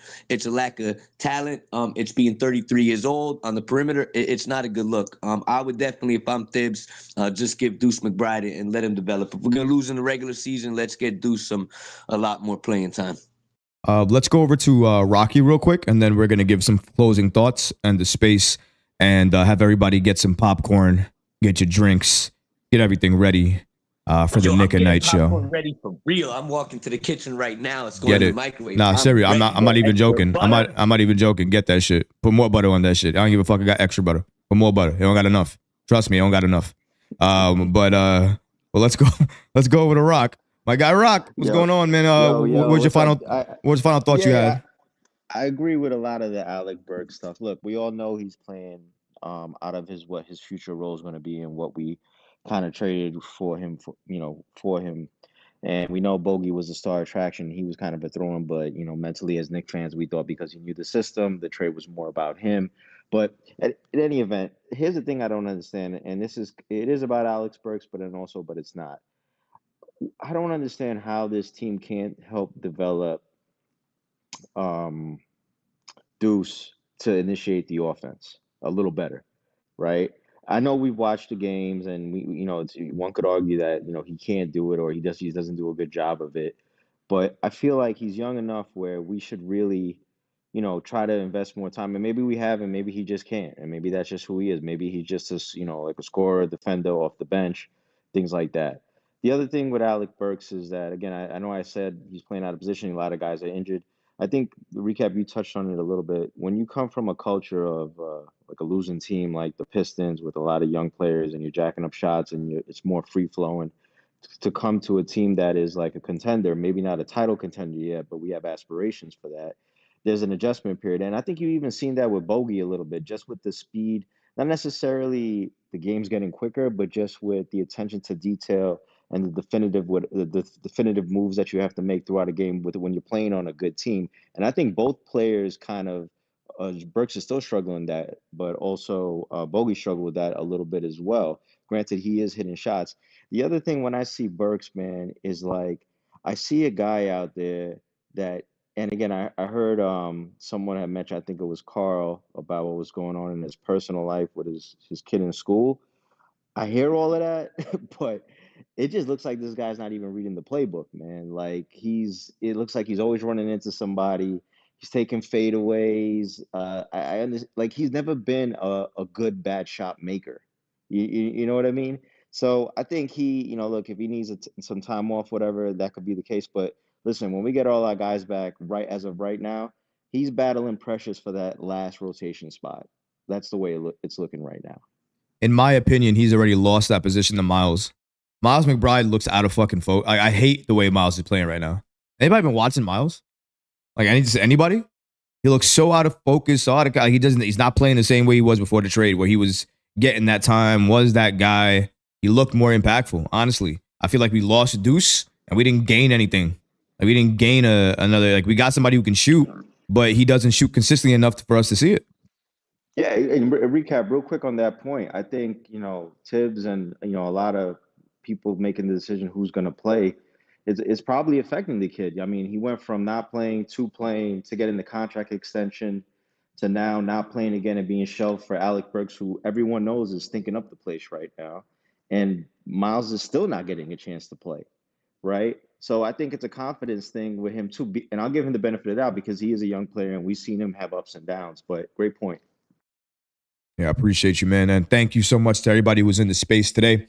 We're going to do final thoughts. So we're not taking any more speakers, but really do appreciate everybody who came in. Even if you couldn't jump up here because you didn't want to talk, wherever the case may be, I appreciate you going on YouTube Live if you're on that section. If you're on the space section, I appreciate you coming on the app X, following me, following Ebony, my great, amazing co-host, who honestly to God, I don't normally fight for, who has the best take between me and my co-host. But goddamn, pretty sure I lost. Yeah, pretty sure I lost it. Pretty sure I lost. Ebony killed that shit. Her knowledge is off the charts, bro. Off the goddamn charts. Please follow this queen. Please follow this queen of basketball. And if you enjoy the WNBA, you think she only knows the NBA? This is why her basketball knowledge is on a different level. She understands that game to a level that you need to hear about. Follow the queen. You see the @ on screen. @MattNickFan. Just go into Twitter, type that in, you'll find her, you'll see the graphic, it's on screen already. You hit that follow, and every time she does something, you'll be notified. That's how easy support works. Please support my sister. She deserves it. Hard worker, knowledgeable, Nick of Time show as well too. Jay Ellis, come on, man. Get out of here with that, man. Get out of here with that. We already know what it is. Ebony, man, you're doing a great job. Thank you so much for gracing the stage here and being part of Knicks Live. We're going to have more guests coming up, more content creators. But, I want to be able to expose the platform to different people that I believe in, I have faith in, and I know that we'll be able to do this well, even when nobody like me or anybody else is around. When I know that you can just handle it just because I know who you are and your knowledge. And that's why I'm happy to bring people like you on this stage. So any final words with the people on YouTube, X, and everybody who's listening to your voice right now? Now, again, thank you for having me. I told you before I was really looking forward to this. Yeah, I just really love the game of ball. I try not to bash people. I try to remember that they still human. But I love this team and I love the makeup of it, especially teams that like this that do things like committee. And I did want to tell you something real quick about the Josh Hart. I think he will be the biggest winner of this break. I think I spoke to you about this before. How I think he bit off more than he can chew. Right. His first time having extended season last year. It was the first time he went to the playoffs. Then he goes to the Olympics, so it's even more extended. And then on top of that, you have him with the new being a first time father to twins. So that's a lot. That is a lot. He needed this break, and you kind of see him like a rejuvenated Josh Hart right now. And I'm hoping that everything that happened last season is a reverse. You know how we were healthy the whole season until we got to the playoffs. I'm hoping we reversing that right now. And looking like that. And the same thing with Josh Hart. You know how he started out the gate real strong and then maybe dwindled at the playoffs. I'm hoping he struggled in the beginning and then he finished strong. So we'll see. These injuries definitely might have been. I'm hoping. My optimism, blessing in disguise. Because the league does not know what we're about. We don't know what we're about just yet. The league doesn't have any tape on us at all. So. Thank you for having me. And yeah, you could catch me at post games on KOT and pre games with shouts out to Jay Ellis, Ryan, and Lee, good guys too. And you could catch me at every pregame on X with Brutus, my guys Brutus and Smitty. Yeah, and in the Liberty season, balling with the Queens with T and Queen P. So yeah, anytime I love this community. I love talking basketball. I could do this all day. It's fun for me. And that's exactly why you do it. That's exactly why you should do it, because it's fun for you. That's why I do it. And the day it doesn't become fun for me or it stops, I'm gonna stop. I need it to be fun. It gotta be fun. Appreciate you, Ebony. Like I said before, I'm honored. Really am. Please follow this queen. Please give her your support. Like I said, she's coming up. She's somebody to watch. If you're watching her now, you're watching the rise. Get on the track now, because if not, I'm telling you, when she's too far gone, not even going to realize how far she is. So just saying that. I normally wouldn't go to nobody else, because we got a few minutes Troy, left. Her Mitch support is a little much, though, at times, Troy. Let's be perfectly honest. It's a little homerish, if you don't mind me saying. I wanted to throw that out there. And as I was going to introduce this guy, we got a couple minutes before your show actually goes live. So please give us a few things. If you want to say them really quick, try to make it a little bit fast though, Eddie, because I want to make sure that people get enough time to transition over to your and Deej's space. Yeah, bro. Bottom fucking line is we need Brunson and Hart for tomorrow night. I'm going to keep it simple. That's the bottom line. As far as the long-term health of this team, I'm worried about the next 9 games. I looked at the schedule. I've been looking at it over and over. Hopefully we get OG back within these next, within the next 9 games. If we could get him by that 9th, 10th game, something like that, we're in business. If not, we're in big trouble. But I'll just leave it till tomorrow night. We have to have Brunson back. We have to have Hart back, which I think he's going to be back. I think he was just sitting out, load management type of deal. So yeah, hopefully they come back tomorrow night and Brunson plays well and the rest of the guys play well. But yeah, man, I'll just leave it there.